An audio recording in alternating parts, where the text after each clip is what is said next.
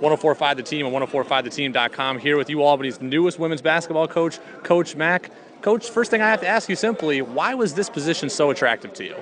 Well, I think the culture in the winning, 5-time American East champions, I don't know that this job would be unattractive to anybody. So it's obvious reasons. And, once getting here and meeting the people in the community, the people of the athletic staff, President Jones, wow, just really good people and made me feel so at home and so welcome that I'm really excited about the opportunity. The men's basketball team coming into this year had been to three straight NCAA tournaments.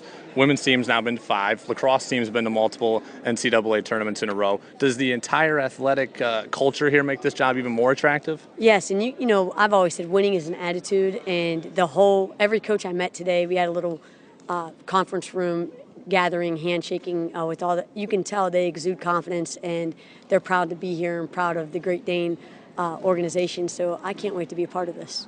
5 straight America East championships. Does that for you that's a great opportunity to come to a winning program, or is there instant pressure because usually when you go to take a new job, it's a rebuild. This is trying to sustain. Does that make it more pressure? I think it would if I was younger, but I'm not getting any younger, so I've already done the rebuild at every program I've been a part of. This is a new challenge. Yeah, there's pressure, but I embrace the pressure, and I think that these young ladies are going to hopefully welcome me with open mind, open heart, and once they get to know me as a coach, I hope to instill and continue the same values and build upon the foundation that's already here. And for me, that new challenge is, yes, some pressure, but exciting. Now, you said you like to play up-tempo, like to press, like to get out in transition. Is that just the way you like to coach, or this is what these guys are used to, so it's a little bit of compromise on both ends? No, that's the way I coach. That's been my MO. That's the way I played. Don't get me wrong, if I don't have the athletes to do the press I want to do, and I have to kind of hold back my system, but that's one of the things that made them so attractive is that they do have the athletes and they do already have that mentality. So I think instilling my brand of play will be very easy. Now you're coming off an NAIA job. I coach junior college baseball and then also Division III baseball, so I know the differences between NAIA and NCAA. How is it going to be different in recruiting between the two levels? Well, I think the recruiting at this level is a little bit better because you have more full scholarships that you're working with, and there's a bigger market. UAlbany is a very well-known program, so I'm more so selling me and the players and things like that, where at the smaller level, you're really just trying to get them to know who you are, and you're working with partials and fulls, and you're mix matching, things like that. So this is more what I'm used to recruiting for. This is what I've done for 11 years of my life. That was only the last 3 years that I coached at the smaller level. So I think I'm probably more suited to do the Division I recruiting and things like that. You were on a Maryland staff that won a national title. Yes. How does that experience prepare you for this job?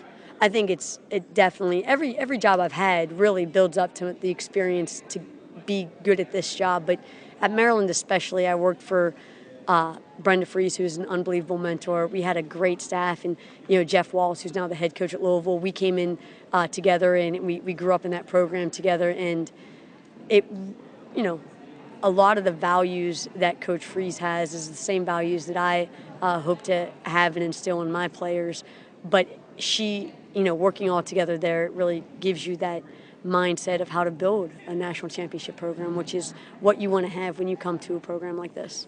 How early on in the job application process did you hear the words Albany Cup or talking about Siena? How early did that rivalry come to your attention? Well, it's funny. Siena came about fairly immediately, and the head coach that's there, I was friends with way back in the day, so I'm looking forward, Coach Jacks, to retouch base with her. It's been a while. Like I said, when you're at the NAI level, you kind of lose contact with the Division I coaches that you've in the recruiting world because you're at different venues recruiting. So this will be nice to kind of touch back base with all the people that I've been friends with in the past. Staying on Siena for a second, I have to ask because I don't know honestly if the timetables match up, but do you know our friend Coach Pat Sos, who's at Siena, who's the men's basketball coach who was at Maryland on Gary Williams' staff? I do, actually. He was, I don't know him well, but we were there together.